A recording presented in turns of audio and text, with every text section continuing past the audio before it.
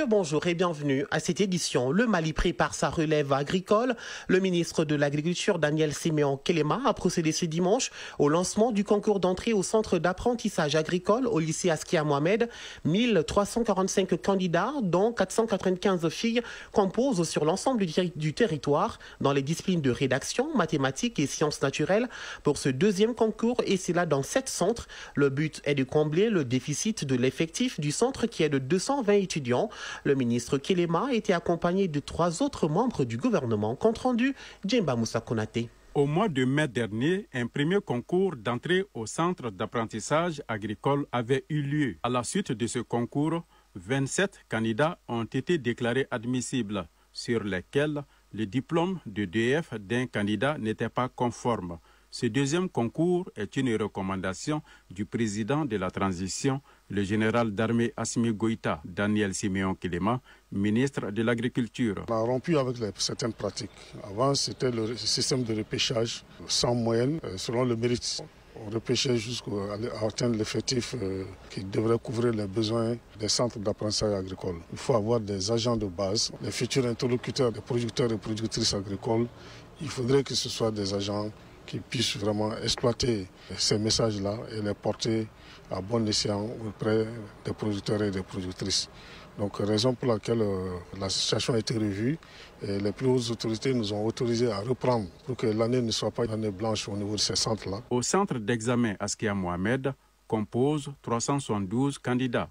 C'est dans la salle numéro 3 que les ministres ont ouvert l'enveloppe contenant les épreuves. Les candidats qui seront admis vont suivre une formation dans les différents centres du pays. À l'issue de cette formation, ils serviront de relais auprès des producteurs pour aider le Mali à atteindre l'autosuffisance alimentaire. Fassoum Koulibaly, ministre du Travail, de la fonction publique et du dialogue social. Vous êtes quand même les futurs agents d'encadrement de l'agriculture. Un pays qui a faim n'est pas un pays qui peut se développer. Donc nous comptons énormément sur vous. Et vous devez aussi compter sur votre effort. Et ce sont les meilleurs qui vont passer. Diara Djeneba Sanogo, ministre de la promotion de la femme, de l'enfant et de la famille. Serrez les ceintures, de rester concentré et ayez confiance en vous-même. Amadou Si Savané, ministre de l'Éducation nationale. Les épreuves sont des épreuves qui sont tirées de vos programmes. Ça veut dire quoi? Que vous êtes là munis des outils qui vont vous permettre de répondre aux questions, d'organiser vos réponses et de les rédiger. Ils sont au total 1345 candidats répartis entre les centres d'examen de Kaï, Koulikoro, Sikasso, Ségou, Tombouctou et Bamako. Restons dans le monde agricole. Vous l'aviez certainement suivi sur nos antennes, la signature du mémorandum de la campagne de commercialisation des amandes. Eh bien, les industriels maliens et l'interprofession Carité ont eu à signer un mémorandum d'entente qui concerne le lancement de la campagne de commercialisation 2025-2026 des amandes de Carité. Une cérémonie qui met un point final aux différentes tractations menées entre les acteurs du domaine et le gouvernement. Dorénavant, l'amande cultivée ici au Mali sera aussi transformée en produit fini localement, donc du 100% malien. Nous recevons donc la présidente de l'interprofession de la filière Carité, Madame Samoura Koumba. Bonjour. Bonjour à vous, M. Aydara. Alors, déjà, à quoi consiste ce mémorandum signé entre vous et les industriels maliens? Donc, ce mémorandum s'articule autour de la campagne de commercialisation 2025-2026. Il s'agit de cerner les conditions dans lesquelles la campagne va se dérouler sur la vente des amandes de qualité. Donc, à cela, nous priorisons l'approvisionnement des industries, puisqu'il y a des industries qui existent chez nous, et l'État a recommandé d'aller vers le développement endogène. Très bien. Donc, il s'agit de pouvoir approvisionner à hauteur de suie ces industries-là, pour que les amandes soient transformées sur place, qu'on apporte de la valeur ajoutée. Et comment se porte la filière Carité? Bon, la filière Carité se porte bien, parce que cette année, nous assistons à une très bonne récolte, une très bonne campagne. Les Carité a bien donné dans toutes les zones de production. Il y a un pléthore de quantités de noix de Carité. En termes de chiffres, quel est le taux de la production? Le taux de la production, normalement, si ça donne bien, ça se chiffre à 250 000 tonnes. 250 000 tonnes sur estimation. Et cette année, nous pensons pouvoir atteindre ce taux-là. 250 000 tonnes. 250 000 tonnes. Et c'est une prévision. C'est une prévision. Mais sur cette prévision-là, les industries ont exprimé les industries et les semi-industries ont exprimé un besoin de 160 000 tonnes. Et comment vous faites pour cette transformation locale? Quels sont les mécanismes mis en place? Bon, les mécanismes, c'est les mécanismes industriels d'abord. Il y a les semi-industries aussi. Il y a la méthode traditionnelle aussi. Donc, ça veut dire qu'à la base, en milieu rural, les femmes s'adonnent à cette transformation-là. Mais à partir de la méthode traditionnelle, la méthode locale. Mais au niveau des coopératives, des unions de coopératives, il y a des infrastructures qui ont été financées par les partenaires, par l'État à travers son programme et PAFK, le programme d'appui à l'autonomisation de la femme dans la filière qualité. Donc, il y a eu à construire des unités de production qu'on va appeler les semi-industries, puisqu'il ne s'agit pas de grandes industries, donc qui se donnent à la transformation de qualité avec des équipements performants aussi. Alors, il y a eu une signature de mémorandum entre vous et les industriels, et ça dit que c'est une nouvelle ère pour la filière qualité. Qu'est-ce que cela va changer? Vraiment, une nouvelle ère, c'est une première, puisque chaque année, il y a une campagne, mais cette campagne, avant, n'était pas organisée. Mais cette année, on a pensé à bien organiser, compte tenu de certains constats. Parce que l'avènement des industries, puisque c'est l'interprofession même qui a demandé, ça a été le cri de cœur. Le jour de la mise en place de l'interprofession, nous avons lancé ce cri de cœur auprès de l'État de faire en sorte qu'il y ait des industries pour transformer les qualités en place. Parce que c'est avec cette façon seulement qu'on pourra valoriser que la femme rurale pourra vivre du fruit de son labeur. Donc, dans le contexte qu'il y a des industries qui s'annoncent, qui existent, et avant, il y avait deux grandes industries. Aujourd'hui, il y a l'avènement d'une nouvelle industrie qui s'ajoute aux deux. Donc, ça va faire 3. Donc, l'interprofession a signé les mémorandums d'entente là entre les 3 industries qui sont les parties prenantes. Ce qui fera que vous n'avez plus besoin de vous tracasser par rapport à la commercialisation? À la commercialisation, bien sûr, bien sûr. Sauf que si au cas où il y aura un excédent, donc on se pose la question, donc je vous ai donné un chiffre approximatif, une estimation de 150 000 tonnes, normalement, si les qualités a bien donné. Alors que par rapport à ça, l'expression des besoins, ça se chiffre à 160 000 tonnes. Et au cas où il y aura un excédent, donc comment gérer cet excédent-là aussi. Donc ça a été sujet de plusieurs réflexions aussi, puisqu'il faut l'apercevoir, l'appréhender par rapport à l'existence de la mesure de suspension aussi qui pèse dans ce secteur-là. L'année dernière, l'État a été obligé de prendre une suspension temporaire pour permettre d'approvisionner à hauteur de souhait nos industries, puisque l'année dernière, les qualités n'ont pas donné, étant donné que la productivité, la production de qualité est cyclique.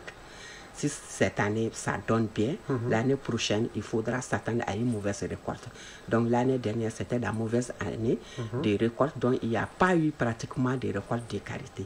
Donc les stocks qui existaient, donc l'État a pris la mesure de suspension temporaire pour permettre d'approvisionner les industries. Donc jusqu'à présent, cette mesure existe. Donc par rapport à ça, on pourra penser beaucoup à autre chose, comment gérer l'excédent. Exactement. Exactement. Et quelle est l'importance qui revêt ce mémorandum pour l'économie nationale? Ça revêt une grande importance pour l'économie, puisque au jour d'aujourd'hui, les qualités s'inscrivent dans le cadre du développement socio-économique de notre pays. Donc, les qualités a une bonne place. Si on mesure les niveaux de l'exportation dans les années passées, donc vraiment, les qualités fait un apport à l'économie du Mali. Ok. Ça a commencé et ça prendra fin quand? C'est 2025-2026. Oui. Donc, c'est ce qui voudra dire que chaque année, on aura à faire un mémorandum pour cadrer chaque campagne. Alors, c'est sur 1 an? C'est sur 1 an. C'est un choix délibéré? Un choix délibéré. Pourquoi? Puisque chaque année a son caractère. Oui, je vous ai dit que les qualités ne donnent pas chaque année. C'est ça. Très bien. En tout cas, on vous souhaite une très bonne campagne. Merci. Merci d'être passé par là. Merci à vous aussi. Très bien. D'avoir invité l'Interprofession sur ces plateaux. C'est tout à fait normal. Nous passons faire une bonne visibilité à travers cet entretien. Très bien. Merci à vous. Merci beaucoup. Suite de ce journal, juste après ce qui suit, pendant qu'il est 13h10. Pharmacopée et médecine traditionnelle, notre culture, notre santé, notre futur, c'est le thème national de la journée africaine de la médecine traditionnelle célébrée chaque année le 31 août. À cette occasion, l'Institut national de recherche sur la médecine et la pharmacopée traditionnelle a tenu hier samedi une conférence débat, un thème inspiré de l'année 2025 placé sous le signe de la culture. C'était sous la présidence du ministre de l'Enseignement supérieur et de la recherche scientifique, Tchemro Konaté. On a 14 produits homologués. Mais il y a 7 qui sont sur la liste des médicaments essentiels dont les AMM ont été plus activés et qui sont encore produits au niveau de notre institut en production expérimentale. Une avancée significative en matière de médecine traditionnelle au Mali, selon la directrice générale de l'Institut national de recherche sur la médecine et la pharmacopée traditionnelle. Il s'agit pour le professeur Orokia Sanogo de consolider cet acquis en renforçant ce qu'il est convenu d'appeler les bases factuelles de la médecine traditionnelle. Quand on parle de bases factuelles, c'est les données de sécurité, c'est les données d'efficacité, c'est les données de qualité, c'est faire en sorte qu'on exploite le potentiel de ce riche patrimoine culturel pour apporter la santé publique. Dans ce sens, la structure développe des mécanismes et des stratégies comme la diversification des partenaires au rang desquels la Chine, qui est reconnue pour ses merveilles dans le domaine. Ces initiatives en cours, souligne notre interlocutrice, reposent sur les textes régissant le secteur. Professeur Orokia Sanogo, directrice générale de l'Institut national de recherche sur la médecine et la pharmacopée traditionnelle. Au Mali, il existe une seule réglementation pharmaceutique. Le médicament est vendu au niveau des professionnels du médicament. J'ai nommé les pharmaciens. Et nous qui sommes ici, en majorité, nous sommes des pharmaciens dans la recherche. Et sur toute la chaîne du valeur, c'est la profession pharmaceutique. Cette journée africaine de la médecine traditionnelle a pour thème national pharmacopée et médecine traditionnelle, notre culture, notre santé, notre futur. Un thème en adéquation avec cette année 2025 placée sous le signe de la culture. Professeur Bourema Kansai, ministre de l'Enseignement supérieur et de la recherche scientifique. Depuis que l'homme malien existe, il s'est soigné à partir de la connaissance de sa culture. Il est à la recherche des plantes, des herbes, et il est aussi doté de la grande capacité du verbe, ce que nous appelons les incantations, qui sont un plus de cette pharmacopée factuelle. Pour rappel, la journée africaine de la médecine traditionnelle a été instituée en 2003 par l'Union africaine et soutenue par l'Organisation mondiale de la santé. Ouvrant à présent une large fenêtre consacrée à l'actualité internationale. Eh bien, nous sommes à présent en Guinée. La campagne pour le référendum constitutionnel est lancée aujourd'hui même. Elle s'ouvre sur un fond de polémique car des journalistes dénoncent des conditions liberticides de couverture médiatique après les consignes dévoilées par les autorités. Pour en parler, Lansine Keita qui suit très bien ce dossier. Bonjour. Bonjour Moussa Papa. Alors, l'opposition guinéenne dénonce les conditions d'organisation et de gestion du temps d'antenne. C'est parti jusqu'au 18 septembre 2025 pour convaincre les partisans favorables et non favorables au projet de la nouvelle constitution. Pendant 19 jours, les partis politiques et autres mouvements mettent tout leur poids dans la balance pour réussir cette campagne référendaire. Une campagne qui s'ouvre non pas sans polémique. La haute autorité de la communication demande aux médias audiovisuels de ne donner la parole qu'aux entités officiellement reconnues. Autrement dit, les partis d'opposition suspendus ou dissous n'ont plus droit à la parole. Une décision dénoncée par le syndicat de la presse. Pour le président de l'Union des journalistes, Yao Noël, cette interdiction est une décision incompréhensible, d'autant plus que la charte de la transition elle-même permet à tout le monde de pouvoir s'exprimer. Quant au secrétaire général du syndicat de la presse professionnelle de Guinée, Sekou Jamal Pandessa, il dénonce les conditions stipulé par la HAC pour la couverture médiatique de la campagne référendaire. De son côté, le Forum des forces sociales de Guinée demande le report de ce scrutin. Cette coalition d'organisations de la société civile dénonce une volonté d'exclusion et la Commission africaine des droits de l'homme et des peuples s'inquiète, elle aussi, d'un débat démocratique réduit au silence à l'approche du scrutin du 21 septembre. L'opposition appelle à manifester manifester à partir du 5 septembre. Comme vous constatez, Moussa Papa, cette campagne référendaire qui s'est ouverte ce dimanche suscite pas mal de réactions. Merci beaucoup, Lansina Keïta, pour toutes ces explications. Je me tourne à présent vers vous, Brahma Traoré. Bonjour. Bonjour, Moussa Papa. Et nous restons en Guinée. Bien, l'ancienne ambassadrice Aïssatou Doucouré est détenue en Belgique pour maltraitance. Et tout à fait, c'est une affaire qui tend les relations entre Conakry et Bruxelles. Cela fait 2 mois qu'Aïssatou Doucouré, ancienne ambassadrice de Guinée, est détenue dans une prison belge. En cause la plainte d'une jeune femme l'accusant de maltraitance et de séquestration. En visite en Belgique, le ministre guinéen des Affaires étrangères, Maurice Kouyaté, a profité pour faire le point sur la procédure. Selon lui, sa compatriote continue de bénéficier de l'humilité diplomatique, bien qu'elle ne soit plus ambassadrice depuis novembre dernier. Un point de vue qui n'est pas partagé par les autorités belges. Après avoir quitté ses fonctions d'ambassadrice, Aïssatou Doucouré a vu son permis de séjour spécial annulé et n'est plus couverte par l'humilité diplomatique, selon le ministère belge des Affaires étrangères. Au Sénégal, une marche a été organisée hier pour les victimes des troubles polémiques entre 2021 et 2024. Ils étaient environ 200 personnes à battre le pavé dans les rues de Dakar pour réclamer justice pour ces victimes. Les répressions des manifestations de 2021 à 2024 avaient fait 66 morts selon Amnesty International et plus de 80 d'après les autorités, mais aussi des centaines de blessés et des prisonniers politiques. Pour les manifestants, aucune procédure n'a encore abouti malgré les promesses du pouvoir en place depuis 17 mois. Ils veulent que la page de l'amnistie soit définitivement tournée. Nous restons au Sénégal, où la campagne nationale d'électricité tire la sonnette d'alarme. En 3 mois, elle a perdu plus de 4 milliards de francs CFA. En cause, la découverte des réseaux d'installation clandestines dans la région de Dakar. Depuis le mois d'avril, des opérations de contrôle ont été lancées dans la capitale et ont permis de découvrir l'ampleur du phénomène pour obtenir de l'électricité gratuitement. Selon la Sénélec, en 3 mois de traque, près de 500 cas de fraude ont été recensés et plus de 13 millions de kilowattheures volés. Le préjudice financier est aussi important. La Société nationale d'électricité l'estime à 4 milliards de francs CFA. Elle promet d'étendre ses opérations de contrôle à l'ensemble du pays, un exemple qui pourrait ou doit inspirer d'autres pays en crise énergétique. Exactement. Au Gabon, libération hier de Kelly Ondo, auteur d'une tentative de coup d'État contre l'ex-président Ali Bongo.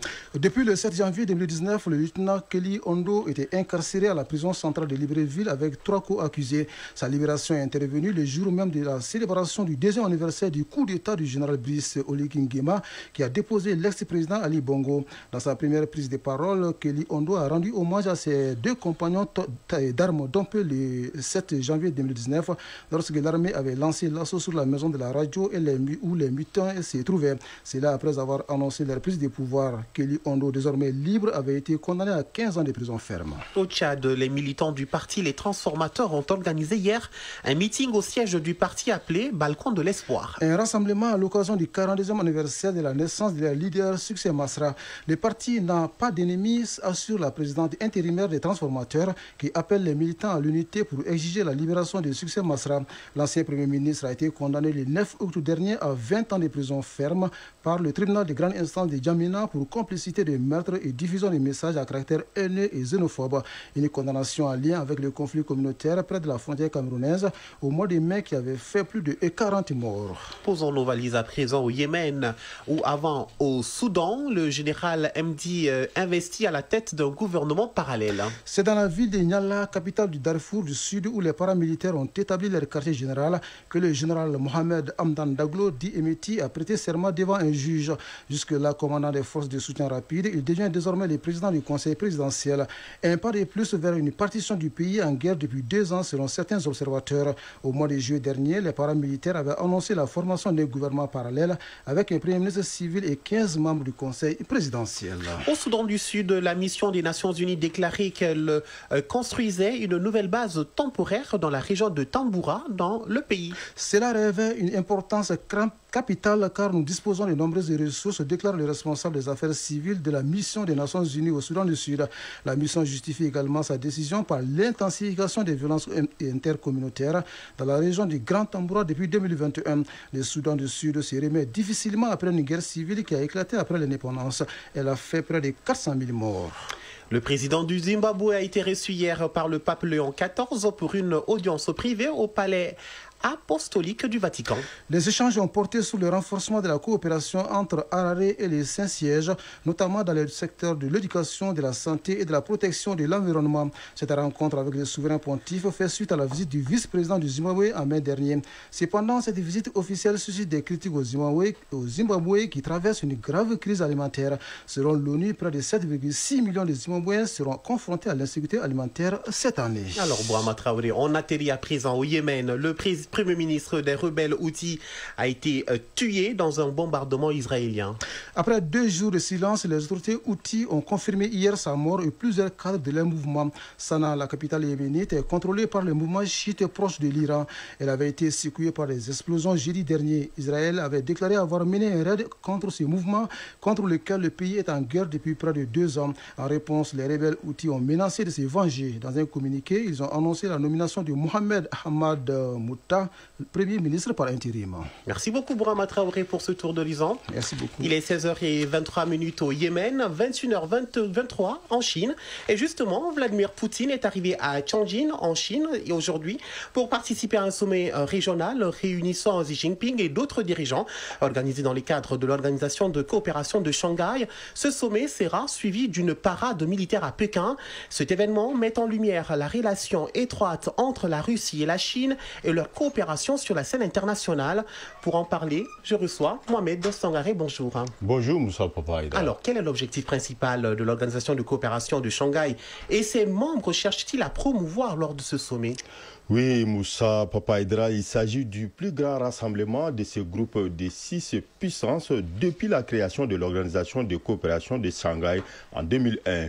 À l'origine, axée sur la sécurité, l'organisation s'est progressivement élargie pour inclure des dimensions économiques et politiques et comporte aujourd'hui 10 membres permanents ainsi que 16 pays partenaires et observateurs. Le sommet couvre désormais des volets variés tels que la coopération économique, la sécurité régionale et les échanges militaires reflétant une volonté de densifier le dialogue et les mécanismes de coopération entre les grandes puissances de la région euro-asiatique et au-delà. Le but affiché du sommet est de renforcer la multipolarité dans les affaires mondiales et pour les participants de présenter une alternative ou une complémentarité au cadre structurant dominé par les États-Unis et leurs alliés. Pour certains analystes, l'objectif est aussi de contrer l'influence occidentale dans des domaines tels que l'économie, les technologies et les normes internationales. Les relations entre la Chine et la Russie sont décrites par des sources publiques comme les meilleures de l'histoire au niveau des grandes puissances caractérisées par une coopération renforcée et des convergences stratégiques sur plusieurs dossiers. Le sommet attire un réseau élargi de dirigeants. Une vingtaine de chefs d'État sont attendus à Tianjin, parmi lesquels le Premier ministre indien Narendra Modi. Xi Jinping est pressenti pour présenter lors de cet événement sa vision d'un ordre international moins axé sur l'hégémonie américaine, tout en apportant un soutien diplomatique à la Russie, notamment face aux sanctions économiques occidentales liées au conflit en Ukraine. Le sommet réunit aussi des dirigeants d'Asie centrale, du Moyen-Orient, d'Asie du Sud et du Sud-Est. La Chine souhaite présenter cette rencontre comme une démonstration d'unité entre les pays du Sud et regroupant des économies en développement ou à faible revenu, situé majoritairement dans l'hémisphère sud. En parallèle, le président russe est prévu pour assister mercredi à un grand défilé à Pékin marquant les 80 ans de la fin de la Seconde Guerre mondiale et la victoire sur le Japon. Le dirigeant nord-coréen Kim Jong-un est également attendu. Moussa Papaïdra. Un dossier bien complet qui porte la signature de Mohamed Sangaré. Merci beaucoup. Merci. Une question, vous êtes plus basket ou football? Football. Très bien, la page des sports, c'est tout de suite.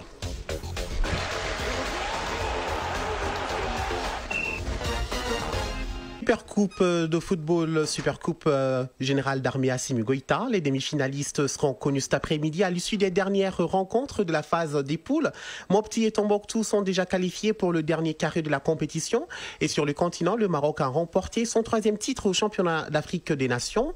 Les Lions de la classe du Maroc ont battu les Barrias de Madagascar par 3-2 en finale disputée hier au Kenya. Et Afro-Basket chez les moins de 16 ans, filles et garçons, les sélections du Mali sont arrivées au Rwanda, où se déroulera la compétition du 2 au 14 septembre 2025. Les détails avec Famourou Djourté. Basketball, les équipes nationales du Mali chez les moins de 16 ans sont déjà au Rwanda dans le cadre de l'Afro-Basket U16 2025. Anciennement connu sous le nom de championnat d'Afrique U16 de la FIBA, ce tournoi est une compétition internationale de basketball biennale pour les jeunes. Il est organisé par la FIBA Afrique et oppose les équipes nationales masculines et féminines de moins de 16 ans. La première édition de ce championnat a eu lieu en 2009 à Maputo au Mozambique. Les sélections nationales maliennes U16 ont atterri ce 30 août à Kigali au Rwanda où elles prendront part à la compétition. Cette année, l'événement aura lieu du 2 au 14 septembre 2025 à Kigali. Il est à noter que le Mali est une nation très respectée dans cette catégorie, aussi bien chez les garçons que chez les filles. En parlant toujours de basketball, l'international malien Aliou Fadiala Diarra est un nouveau joueur du club italien Virtus Bologna. L'information a été annoncée par le club ce samedi 30 août sur ses différents canaux de communication. En provenance du Rwanda, l'Afro-Basket 2025 qui s'est déroulé en Angola fut incontestablement une aubaine pour l'international malien Aliou Fadiala Diarra. Il a pu montrer son talent avec notamment le titre de meilleur rebondeur et en figurant parmi les 5 majeurs de la compétition. Football à présent, le Maroc remporte le CHAN 2024 face à Madagascar. Les Lions de l'Atlas ajoutent ainsi une nouvelle étoile à leur palmarès.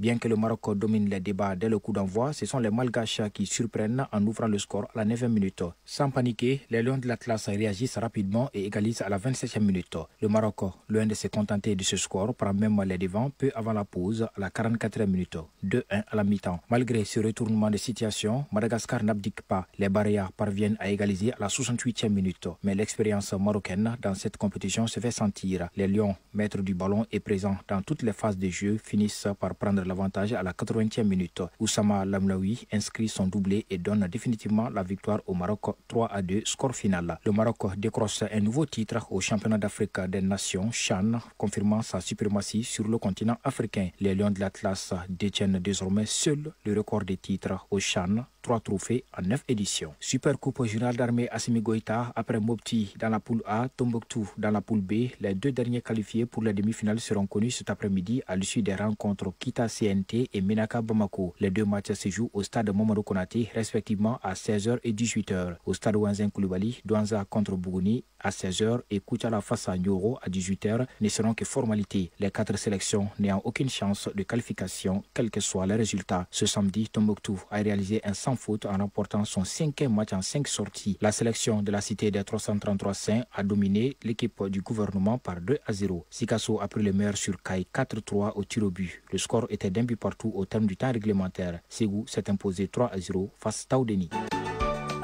Focus santé.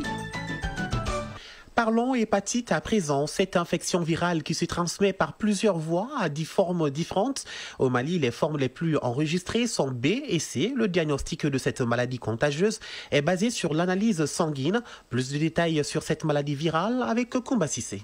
L'hépatite ou maladie du foie apparaît de façon silencieuse et affecte beaucoup de personnes au Mali. Il existe plusieurs formes. Professeur Ganda Soumaré, hépato-gastro-entérologue au CHU du Point G. Il y a l'hépatite A, B, C, D et E. En dehors des problèmes gastriques, en termes de fréquence, 8 malades sur 10 en gastro viennent consulter pour porteurs d'antigènes HBS positifs. Très généralement, c'est une maladie silencieuse. Mais souvent, lorsque la maladie apparaît, ça peut se manifester par une fatigue intense. C'est des patients qui vont avoir les yeux jaunes, les urines foncées. Ils peuvent avoir des courbatures, des petites douleurs abdominales de temps en temps et souvent des démangeaisons qu'on appelle prurites. Maladie contagieuse, elle se transmet par plusieurs voies. Professeur Ganda Soumaré. Il faut savoir que le virus B est présent dans tous les liquides biologiques des sujets infectés, principalement dans le sang, dans le sperme, dans les sécrétions vaginales et à un moindre degré dans la salive dans le lait. Il y a d'abord la transmission de la mère à l'enfant. Ensuite, il y a la transmission sexuelle. Ensuite, il y a la transmission par contact direct avec le sang ou des dérivés sanguins contaminés. Et surtout liés aux techniques médicales souvent, telles que la transfusion sanguine, la chirurgie chez les hémodialysés dans le cadre des acupunctures. Et dans certains cas aussi chez les toxicomanes. Dans des rares cas, la transmission peut être intrafamiliale à travers les objets qu'on peut partager tels que les brosses à dents ou les rasoirs. Mais d'après les 30% des cas, les modes de contamination restent inconnus. Seul le bilan sanguin volontaire permet de détecter l'hépatite tôt. Et le plus répandu au Mali est la forme B suivie de C. On recherche l'antigène HBS chez tout le monde. La présence de l'antigène HBS ne signifie pas que la personne est malade. La personne est juste porteur de l'enveloppe du virus. Souvent, on n'a même pas besoin de traitement, on n'a pas besoin d'être affolé parce qu'il y a des porteurs, comme on dit, porteurs sains. Il y a des personnes qui portent l'antigène HBS toute la vie. Le virus ne réagit pas. Mais il serait mieux quand même de rechercher les anticorps, notamment l'anticorps de contact qui est l'IgG, l'anticorps anti-HBC totaux et l'anticorps anti-HBS. Parce que très souvent aussi, beaucoup de personnes rentrent en contact avec le virus et la personne élimine le virus. Donc ça, c'est des cas fréquents. Et si l'anticorps est positif, ça veut dire que la personne est protégée. Les personnes qui portent l'antigène HBS, donc, peuvent transmettre le virus à condition que la charge virale soit élevée, à condition que le virus soit actif. C'est en fonction des résultats que le patient est mis sous traitement, surtout si la charge virale est élevée. Professeur Ganda Soumaré. L'indication du traitement se pose exclusivement si le virus est en réplication. Le traitement qui est utilisé actuellement dans l'hépatite virale, c'est les analogues nucléotidiques ou nucléosidiques. Donc il y a plusieurs molécules qui permettent de bloquer la réplication du virus, la production du virus ou la multiplication du virus et d'obtenir une charge virale négative. Dans moins de 10% des cas, après un traitement long, on arrive à éliminer, mais c'est très rare. C'est pour cela, très souvent, on dit que c'est un traitement à vie. Le traitement de l'hépatite C actuellement est disponible et on obtient une guérison totale en 3 mois. Si l'hépatite n'est pas traitée, au fil du temps, le foie sera endommagé et perdra totalement sa fonctionnalité. Aujourd'hui, pour prévenir l'hépatite B, les personnes qui n'ont pas été en contact avec le virus peuvent se faire vacciner. Focus Santé. 35 minutes au-delà de 13h. Voilà l'essentiel de ce que vous êtes en droit de savoir pour la mi-journée. C'est un réel plaisir pour Moussa Papaïdara de vous présenter ce journal. Mise en onde bien assurée par Bintou Traoré, mise en ligne Cheikh Abdelaziz Koulibaly, réalisation Lanciné Keïta, que vous retrouvez d'ailleurs dans Rétro 7 tout à l'heure. Coordination Bourama Traoré. Merci à tous pour votre attention. N'oubliez surtout pas, mesdames, messieurs, gardez le sourire. Quoi qu'il arrive, savoureuse journée dominicale sur le RTM.